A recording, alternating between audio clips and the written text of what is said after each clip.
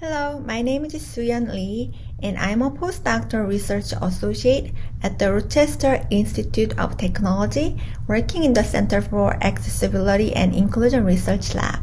This research work was done at the Penn State University. I will present our research on designing for independence for people with visual impairment on behalf of our co-authors, Madison, Reddie, and my advisor, Dr. John Carroll. This research is motivated by the fact that the word independence frequently appears in the assistive technology literature, and it is referenced as a desirable design outcome for both research and commercial products for people with visual impairment. However, the term independence has not been explicitly defined or examined through the context of people with visual impairment daily lives. Therefore, we want to fill this gap and understand what independence means to people with visual impairment in relation to the use of assistive resources, from assistive technology to human assistance. So we conducted semi-structured, in-depth interviews with 10 people with visual impairment and analyzed data using an iterative bottom-up thematic analysis approach.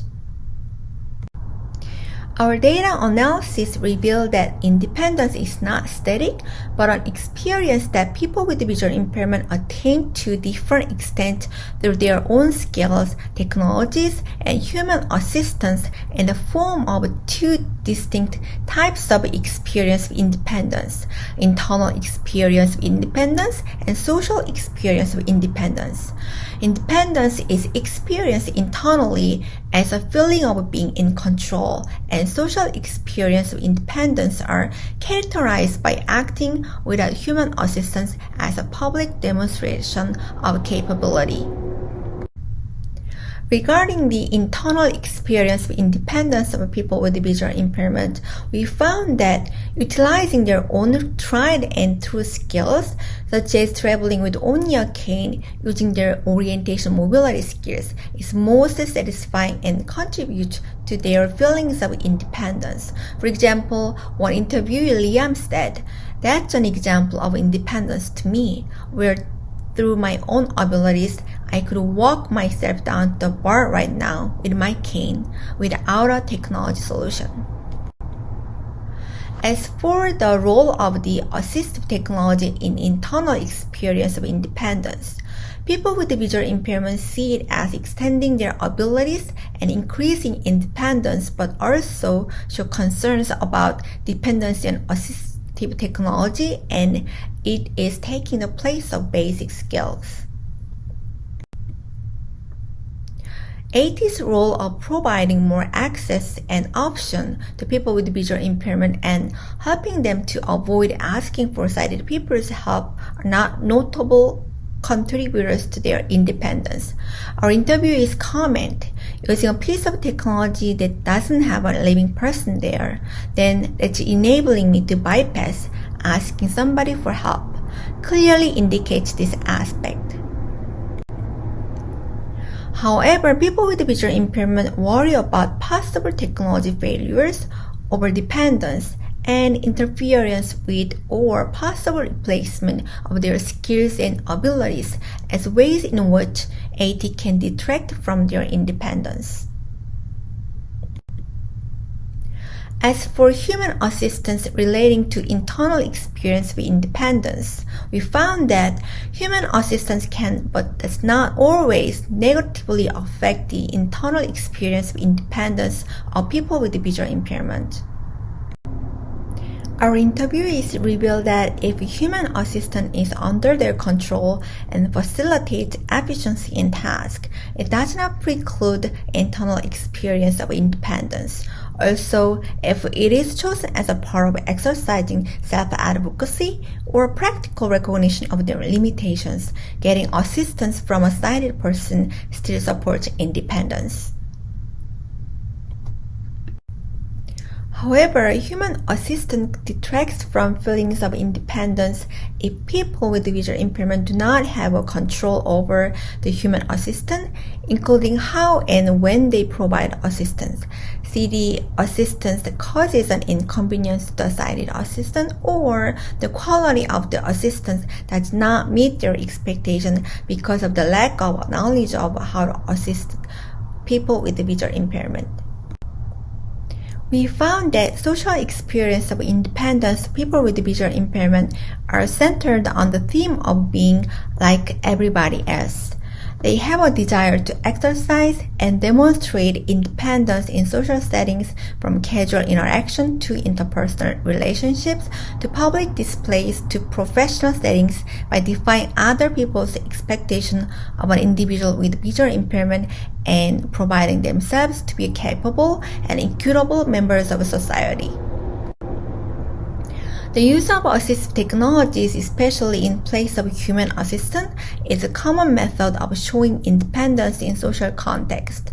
This lets them demonstrate capability, maintain reciprocal relationships, and have equal social participation, which all contribute to the social experience of independence. We found that human assistants are not the ideal assistive resources of choice, especially in social settings, due to stigma and the perception of being dependent. Our interviewee John said, sometimes the perception can be a big deal. Like, say you are taking someone out of the way of where they are going, it makes you look more helpless.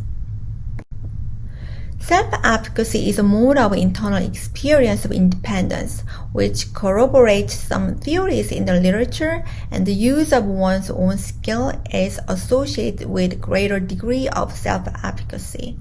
Exercising control over assistive resources, however, seems to be the main factor in independence, and assistive technology provides more resources and more power in exercising control. Human assistants can both empower and demean based on the assistant's knowledge and understanding of visual impairment and who has control over the interaction, the assistant or the assistee. To people with visual impairment, social experience of independence are more than just being perceived as independent to sighted observers. They pursue reciprocal relationship with people and further want to be seen as equal members of the communities and society by exercising their independence and breaking the stigma associated with visual impairment. For example, being seen as employable is important. Thus, future studies should consider and explore social goals and desires when it comes to the design of assistive technology. Remote Sighted Assistance (RSA) is a smartphone application that connects users with visual impairment to remote, trained, and paid human assistants, making for a combination of assistive technology and human assistance. We found that it supports both internal and social experience of independence because the control is given to users with visual impairment, and it provides high quality and efficient assistive interaction through mobile phones, which is mainstream technology.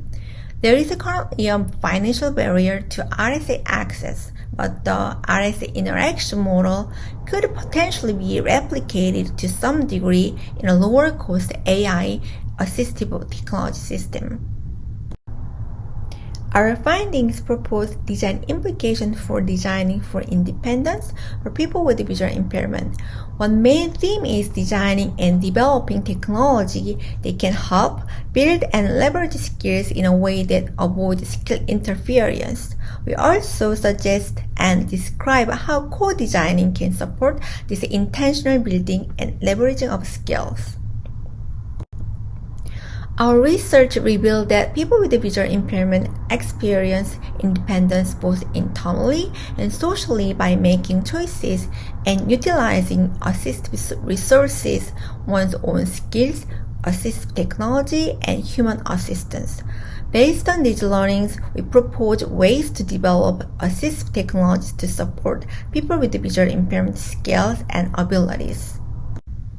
This work was supported in part by the NSF Expedition Visual Cortex on Silicon under the award number 1317560. I want to thank you for watching the presentation, and please feel free to send us an email if you have any questions. Thank you.